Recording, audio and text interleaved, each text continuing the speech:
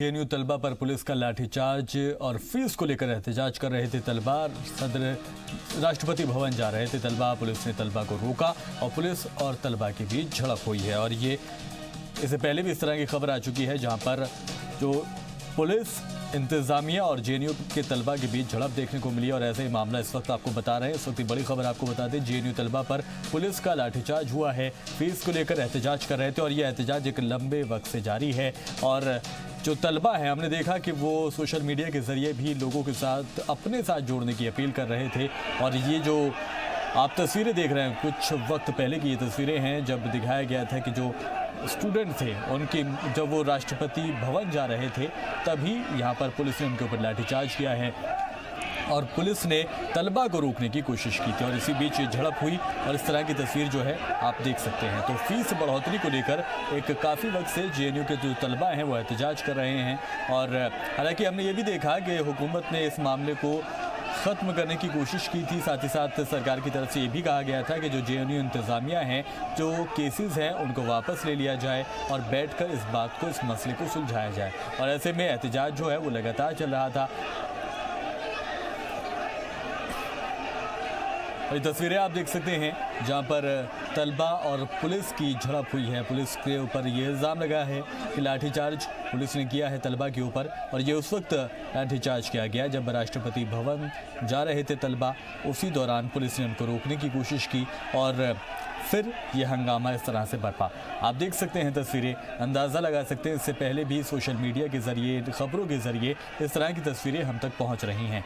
जो दो तनाज़ा है, फ़ीस बढ़ोतरी का जो तनाज़ा है, उसमें अभी भी जो शांति है वो नहीं दिखाई दे रही है और अभी भी जो हंगामा है वो लगातार बढ़ रहा है। और ऐसे में जब खबर आती है कि लाठीचार्ज किया गया है, तो ये मामला और पेचीदा होता दिखाई दे रहा है। जैसा कि हमने आपको बताया कि सरकार पहले ही कह चुकी है, खुद सरकार की तरफ से ये कहा गया है कि इस मसले को जल्द से जल्द सुलझाया जाए। यूनिवर्सिटी इंतज़ामिया को ये सुझाव दिया गया है, ये मशवरा दिया गया है कि जिन तलबा के ऊपर मामला दर्ज किया गया है, जिन लोगों के ऊपर केस दर्ज है, उनको केस को वो वापस लिया जाए। तो एचआरडी मिनिस्ट्री की तरफ से ये खुद मशवरा दिया गया था जेएनयू इंतज़ामिया को कि जो माहौल चल रहा है उसको ख़त्म करने के लिए जिन तलबा के ऊपर जो एफआईआर दर्ज है, जिन तलबा के ऊपर केस दर्ज हुआ है, उन तलबा से उनका ऊपर जो जारी केस हैं उनको हटा लिया जाए। और ख़ासकर एक नोटिफिकेशन जारी करने के लिए भी कहा गया था। ये सभी एचआरडी मिनिस्टर की तरफ से कहा गया था। तो दो तस्वीरें आप देख सकते हैं। एक वो तस्वीर जिसको लेकर पिछले कई दिनों से एहतजाज कर रहे हैं जेएनयू के तलबा और अपनी मांगों को लेकर अड़े हुए हैं। तो दूसरी वो तस्वीर है जब तलबा राष्ट्रपति भवन जा रहे थे, उसी दौरान पुलिस ने इनको रोकने की जब कोशिश की तो पर जो स्टूडेंट्स थे वो गुस्सा हो गए और गुस्से के बाद दोनों तरफ से ये झड़प की तस्वीरें सामने आई।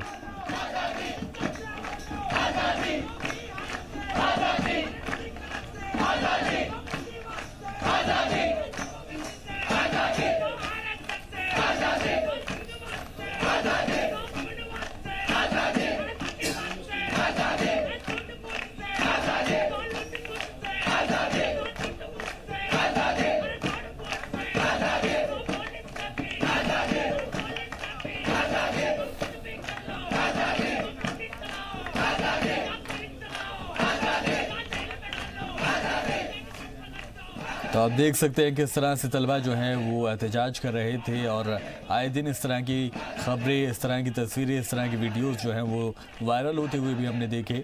अपनी मांगों को लेकर जेएनयू के तलबा अड़े हुए हैं और ये कई दिनों से ये एहतजाज चल रहा है। जिस तरह से फ़ीस में बढ़ोतरी की गई थी, उसको लेकर तलबा अभी भी अपनी मांगों को लेकर जुटे हुए हैं। उन्होंने कहा कि जब तक फ़ीस कम नहीं होगी, उनका जो एहतजाज है वो ख़त्म नहीं होगी। जिस तरह के फ़ैसले लिए गए हैं, जब तक उनको ख़त्म नहीं किया जाएगा, तब तक ये एहतजाज जो है वो यूं ही जारी रहेगा।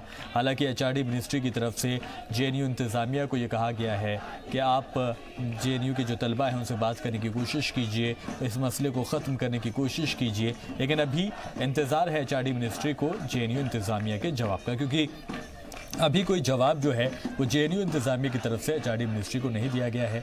और मामला जो है जिस तरह से पेचीदा हो रहा है और वक्त वक्त पर इसने सियासी रूप भी लिया है, लिहाजा सरकार भी इस मामले को समझती है। इसकी जो मौके की जो नज़ाकत है उसको पूरी तरह से सरकार भी समझ रही है, एचआरडी मिनिस्ट्री भी समझ रही है। और यही वजह है कि एचआरडी मिनिस्ट्री की तरफ से जेएनयू इंतज़ामिया से कहा गया है कि जिन बच्चों के ऊपर, जिन तलबा के ऊपर एफआईआर दर्ज है, उन एफआईआर को, उन केसेस को वापस ले लिया जाए ताकि मामले को थोड़ा कूल किया जा सके, मामले को निपटाया जा सके। और ये जो आए दिन हम देखते हैं तस्वीरें कि पुलिस लाठीचार्ज करती है तो कभी हाथापाई होती दिखाई देती है, कभी धक्का मुक्की होती दिखाई देती है, तो इस तरह की तस्वीरें, इन तरह की खबरों पर रोक लगाई जा सके। फी हाइक के मुद्दे को लेकर जेएनयू के स्टूडेंट्स आज फिर मार्च कर रहे हैं। आज बताया जा रहा है कि मार्च राष्ट्रपति भवन तक करने वाले हैं, जिसकी पूरी तैयारी कर ली है दिल्ली पुलिस ने।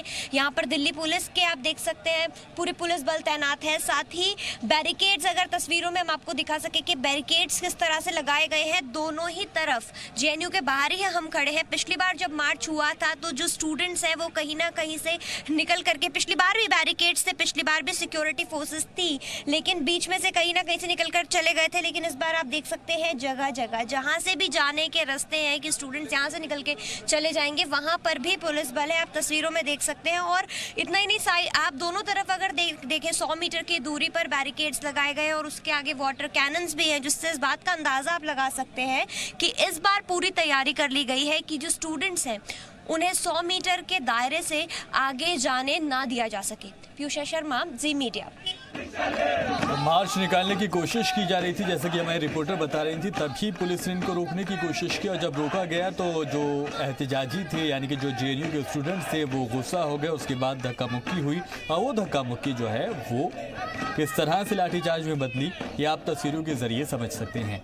तो जेएनयू के जो तलबा हैं वो अभी भी अपनी मांगों को लेकर अपनी मांगों पर अड़े हुए हैं और अभी भी ये कहे जा रहा है कि जब तक फीस बढ़ोतरी का जो फैसला लिया गया है इसको वापस नहीं लिया जाता, यूं ही इनका एहतजाज जारी रहेगा। और आज मार्च निकाला जा रहा था, राष्ट्रपति भवन की तरफ रुख किया जा रहा था, उसी दौरान पुलिस ने इनको रोकने की कोशिश की और तभी ये लाठीचार्ज भी करना पड़ा। चूँकि जो एहतजाजी स्टूडेंट्स हैं वो उग्र हो रहे थे, वो गुस्सा हो रहे थे और वो काबू नहीं हो रहे थे, लिहाजा पुलिस को लाठीचार्ज करना पड़ा।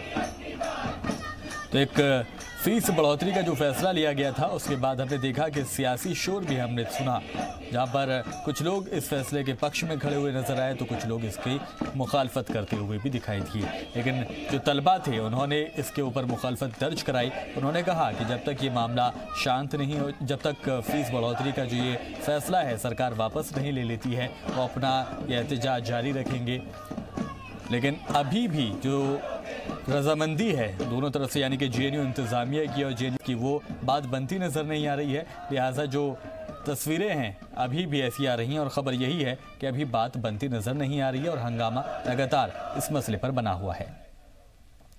उधर दिल्ली आग मामले में मुलजिमीन को 14 दिन की पुलिस रिमांड, मुलजिम रेहान और फरहान को 14 दिन के पुलिस रिमांड पर भेज दिया गया है। हादसे में कई लोगों की गई थी जान और कई लोगों के जख्मी होने की खबर थी। तकरीबन 43 लोग, जो ऑफिशियल आंकड़ा सामने आया है उसके मुताबिक 43 लोगों की मौत हुई थी और उसके अलावा कई लोग ऐसे हैं जो जख्मी बताए जा रहे थे। कल दिल्ली के अनाज मंडी में आग लगी थी और आग लगने की वजूहात अभी तक साफ नहीं हो पाई है। दिल्ली के सीएम अरविंद केजरीवाल ने मजिस्ट्रियल जाँच के हुक्म दे दिए हैं। अब देखना ये होगा कि जाँच के बाद क्या साफ होता है। हालांकि जो दिल्ली में रियासती सदर हैं भाजपा के, उन्होंने, मनोज तिवारी ने इसकी मुखालफत की थी। हालांकि उन्होंने ये भी कहा कि जब तक जांच नहीं हो जाती हम उस पर कुछ नहीं बोलेंगे। और साथ ही उन्होंने जिस तरह से बिजली के तारों का अंबार और बिजली के तारों का जाल जो हम दिल्ली में देखते हैं उसको लेकर सरकार को घेरने की कोशिश की। हालांकि दिल्ली के सीएम अरविंद केजरीवाल ने जो लोग मारे गए हैं महलूकीन के घर वालों को 10-10 लाख रुपए के मुआवजे का ऐलान किया है। साथ ही जो लोग जख्मी हुए हैं उनको 1-1 लाख रुपए का मुआवजा, साथ में मुफ्त में इलाज के लिए भी कहा गया है। और साथ ही उन्होंने कहा है कि जो लोग कसूरवार हैं उनको बख्शा नहीं जाएगा। चलिए खबरों में आगे बढ़ेंगे। उधर हिंदू महासभा ने राम मंदिर मामले पर सुप्रीम कोर्ट के फैसले को लेकर रिव्यू पिटीशन दाखिल की है। ये हिंदू फरीक की तरफ से पहली पिटीशन है। अयोध्या में बाबरी मस्जिद जमीन तनाजे के मामले में 5 एकड़ जमीन मुस्लिम फरीक को देने के सुप्रीम कोर्ट के फैसले को लेकर यह अर्जी दायर की गई है। आपको ये भी बता दें कि सुप्रीम कोर्ट ने अपने फैसले में कहा था कि मुस्लिम फरीक को मस्जिद के लिए किसी और जगह 5 एकड़ जमीन दे दी जाए। इसी को लेकर ये नजरसानी की अर्जी दाखिल की गई है। हिंदू महासभा के अध्यक्ष स्वामी शिशिर चतुर्वेदी द्वारा हमने रिव्यू पिटीशन फाइल किया है। इस रिव्यू पिटीशन में मूलतः हमने 4-5 बातें ली हैं। सबसे पहले जो 5 एकड़ मुस्लिम समुदाय सुन्नी सेंट्रल वक्फ बोर्ड को दिया गया है वो गलत दिया गया है। दूसरा पॉइंट हमने रिव्यू पिटीशन में ये उठाया है कि जो प्लेसेस ऑफ वर्शिप एक्ट 1991 को सुप्रीम कोर्ट ने जिसपे कमेंट किया है वो गलत किया है, क्योंकि इस पे ना कोई इशू बना था ना उसमें कोई आर्गुमेंट हुए थे, इसलिए वो फाइंडिंग वापस ली जाए। इसके अलावा जो सुप्रीम कोर्ट ने 6 दिसंबर 1992 की घटना को क्रिटिसाइज किया है, हमारा कहना है कि उसका क्रिमिनल ट्रायल पे सबसे सीधा इंपैक्ट पड़ेगा और 6 दिसंबर 92 की घटना का अपना बैकग्राउंड है जिसको सुप्रीम कोर्ट को अकाउंट में लेना चाहिए था जब इस मैटर की हेयरिंग हो रही थी। इसके अलावा 22/23 की रात को जो मूर्ति रखी गई, जो फाइंडिंग दी गई है वो भी अगेंस्ट द रिकॉर्ड है। और सबसे मूलभूत और इंपॉर्टेंट मुद्दा, सुप्रीम कोर्ट ने इस डिस्प्यूटेड स्ट्रक्चर को मॉस डिक्लेयर किया है, वो इस्लामिक लॉ के अगेंस्ट है और कोर्ट में जो रिकॉर्ड था उसके अगेंस्ट है। वो सारी बातें हमने रिव्यू में मूलतः उठाई हैं। उधर झारखंड के इंतखाबी मैदान में बीजेपी ने हुकूमत वापसी के लिए अपनी पूरी ताकत झोंक रखी है। तो श्री जंग का मोर्चा पीएम मोदी ने खुद संभाल रखा है। पीएम मोदी असेंबली इंतखाबात में तीसरी बार तशहीर के लिए झारखंड पहुंचे। मोदी ने अपनी पहली रैली हजारीबाग के बरही में की। इंतखाबी रैली में भीड़ भाड़ देखते हुए पीएम मोदी बहुत खुश नजर आए। इस दौरान उन्होंने भीड़ को देखकर कहा कि ये भीड़ ही इंतखाबी नतीजे को जाहिर कर रही है। साथ ही उन्होंने अपोजिशन पर भी जमकर निशाना साधा और कहा कि कांग्रेस ने लोगों को धोखा दिया है। अवाम इसी के लिए कांग्रेस को सबक सिखा रही है। आजादी के समय से ही अलग झारखंड की मांग चल रही थी, लेकिन कांग्रेस के राजनीतिक स्वार्थ के कारण दशकों तक ये मामला भी लटका रहा। ये भी झारखंड का जन्म भी तब हुआ जब दिल्ली में अटल बिहारी वाजपेयी की भाजपा की सरकार आई। ये मोदी सरकार आई, सामान्य जनता के गरीबों को 10% आरक्षण का लाभ भी निर्णय कर लिया गया। साथियों, जब भाजपा की सरकार होती है, चाहे वो दिल्ली में हो या झारखंड में, आपकी सेवा के लिए ईमानदारी से काम करती है। लेकिन कांग्रेस हो, आरजेडी हो या फिर झारखंड मुक्ति मोर्चा, इनका इतिहास है आपसे विश्वासघात का, भ्रष्टाचार का। आदिवासियों को कितने पट्टे मिले थे? 8-9 साल में 19,000, जबकि भाजपा ने बीते 5 वर्ष में आदिवासियों को 60,000 से अधिक जनजातीय परिवार को जमीन के पट्टे दिला दिए। झारखंड को इन्होंने अपनी पार्टी के लिए, अपने नेताओं के खर्चे के लिए, अपने दोस्तों के लिए लुटवा दिया। आपके कोयले, आपके अभ्रक, आपकी संपदा पर इन्होंने अपने लिए महल खड़े कर दिए। इस लूट के लिए इन्होंने झारखंड में राजनीतिक अस्थिरता को बढ़ावा दिया। स्वार्थ के लिए इन्होंने एक निर्दलीय तक तो मुख्यमंत्री बना दिया ताकि हर किसी को अपनी मनमानी करने का मौका मिल जाए। उसके बाद क्या हुआ, मुझे कुछ कहने की जरूरत नहीं है, आप भली भांति जानते हैं। साथियों, कांग्रेस और उसके साथियों को सिर्फ सत्ता का लोभ है। कांग्रेस के साबिक सदर राहुल गांधी ने हजारीबाग के बड़का गांव में अपने इंतखाबी रैली में कहा कि आप इत्तेहाद को हिमायत दीजिए, किसानों का कर्ज माफ होगा, 27% रिजर्वेशन नाफिज करूंगा, यही वादा करता हूं जो सरकारी मुलाजिम हैं जिनका पेंशन छीना गया है, आंगनबाड़ी बहनों को भी हम पूरी तरह से मदद करेंगे। राहुल गांधी ने मेक इन इंडिया पर तंज कसते हुए कहा कि एक के बाद एक फैक्ट्री बंद हो रही हैं। बेरोजगार नौजवान एक रियासत से दूसरी रियासत में भागता रहता है, लेकिन उसे रोजगार नहीं मिलता। लोकसभा में हमने न्याय योजना का दावा किया था, लेकिन मोदी जी इंतखाब जीत गए, हमें इसलिए इसे नहीं ला पाए। झारखंड गरीब नहीं है, यहाँ के लोग गरीब नहीं हैं। जो सरकार यहाँ बनेगी वो आपके धन, जल, जंगल और जमीन आपको वापस कर देंगे। राहुल गांधी ने झारखंड के वजीर आला रघुवर दास को बदउनवान बताते हुए कहा कि पूरे हिंदुस्तान में इनसे ज्यादा बदउनवान कोई आदमी नहीं है। उन्होंने कहा कि झारखंड में गरीबों से जबरन जमीन छीन ली गई, ये कहीं से भी जायज नहीं है। का किसान का भी टैक्स माफ करना ही पड़ेगा। दो हिंदुस्तान नहीं बनने देंगे हम। ये एक अमीरों का हिंदुस्तान, मर्सिडीज वाला हिंदुस्तान, नरेंद्र मोदी के सपने वाला हिंदुस्तान, और दूसरा किसानों का, मजदूरों का, गरीबों का, आदिवासियों का, दलितों का, अल्पसंख्यकों का हिंदुस्तान। हमें दो हिंदुस्तान नहीं चाहिए, हमें एक हिंदुस्तान चाहिए, और उसमें सबको इज्जत मिलनी चाहिए। कभी आपने सुना है कि किसी उद्योगपति से उसकी जमीन छीनी गई और जब उसने मना किया उसको गोली मारी गई? कभी सुना है? मैंने तो कभी नहीं सुना। मगर किसान अपनी आवाज उठाता है, 2 मिनट में पुलिस वाले उसको गोली मार देते हैं। आदिवासी आवाज उठाता है, 2 मिनट में पुलिस वाले गोली मार देते हैं। गरीब व्यक्ति आवाज उठाता है, 2 मिनट में गोली मार देते हैं। मगर हिंदुस्तान के अरबपति जो चाहते हैं दिन भर लेते रहते हैं। उधर कर्नाटक असेंबली के लिए ज़िमनी इंतखाबात में एक बार फिर बीजेपी की आंधी नजर आई है। 15 सीटों में से 12 पर बीजेपी उम्मीदवारों ने शानदार जीत दर्ज करके येदियुरप्पा के नाम पर मोहर लगा दी है। नतीजों के मुताबिक 2 सीटों पर अपोजिशन जमात कांग्रेस को कामयाबी हासिल हुई है, वहीं 1 सीट आज़ाद उम्मीदवार के खाते में गई है, जबकि जेडीएस अपना खाता भी नहीं खोल पाई। बीजेपी के शानदार मुजाहरे की बदौलत येदियुरप्पा सरकार ने अक्सरियत के हदफ को भी पार कर लिया है। अब बीजेपी के पास असेंबली में 117 सीटें हो गई हैं, क्योंकि अक्सरियत से 5 ज्यादा हैं। इस कामयाबी के बाद सीएम बीएस येदियुरप्पा ने कहा कि मैं जीते हुए 12 उम्मीदवारों में से 11 को कैबिनेट का वजीर बनाऊंगा। वजह रहे कि रियासत में 15 असेंबली सीटों पर 5 दिसंबर को ज़िमनी इंतखाबात हुए थे।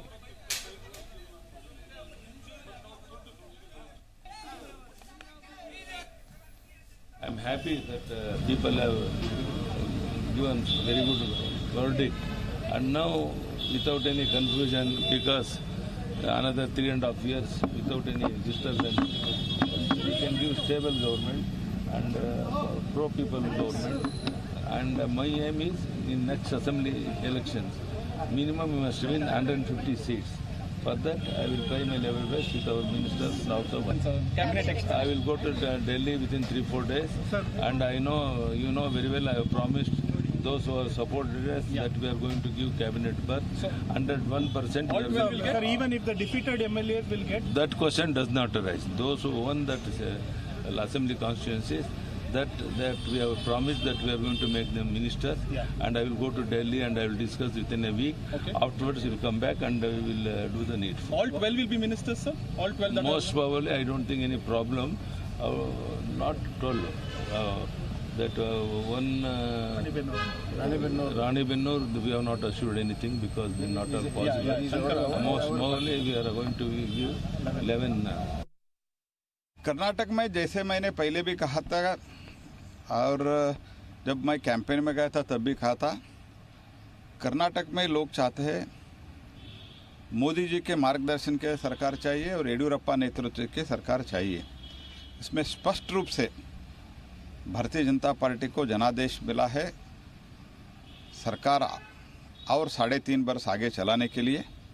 मैं लोगों का धन्यवाद समर्पित करता हूं और ये पॉजिटिव वोट है, और जो पिछले 100 दिनों में हम काम किए हैं उधर, और माननीय नरेंद्र मोदी जी का नेतृत्व का, वही ऐसे तो लोग चाहते थे 2018 में ही भारतीय जनता पार्टी के नेतृत्व के सरकार हो, लेकिन दुर्भाग्यपूर्ण से हमको 105 वोट सीट मिलने के बावजूद भी उन लोगों ने हम सिर्फ और सिर्फ भारतीय जनता पार्टी को दूर रखने के लिए, ये तो एक अनैतिक सरकार जो बना है तो उसको पूरा लोग तिरस्कार किया है। कर्नाटक असेंबली के लिए हुए ज़िमनी इंतखाबात में कांग्रेस ने अपनी शिकस्त तस्लीम कर ली है। हार के बाद साबिक सीएम और लीडर अपोजिशन सिद्धरामैया ने इस्तीफा दे दिया है। वोटिंग से पहले कांग्रेस रियासत में 10 से 15 सीटें जीतने का दावा कर रही थी। पार्टी का कहना था कि नतीजे के बाद येदियुरप्पा हुकूमत को इस्तीफा देना पड़ सकता है, लेकिन नतीजे के बाद सियासी हालात बदल गए और एक बार फिर सीएम येदियुरप्पा के नाम पर मोहर लग गई। I am the leader of the legislative party and I am the leader of the opposition. I am sending my resignation letter to Madam Sonia Ji, President AICC, and also marking the copies to our General Secretary Mr. Venugopal, AICC, who is in charge of Karnataka Congress Party, and also to Mr. Dinesh Gundu Rao, who is our PCC President. Today, the counting of 15 by-elections in Karnataka was over and the results are declared.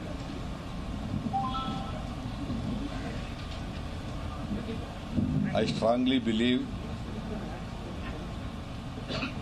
in principles of democracy.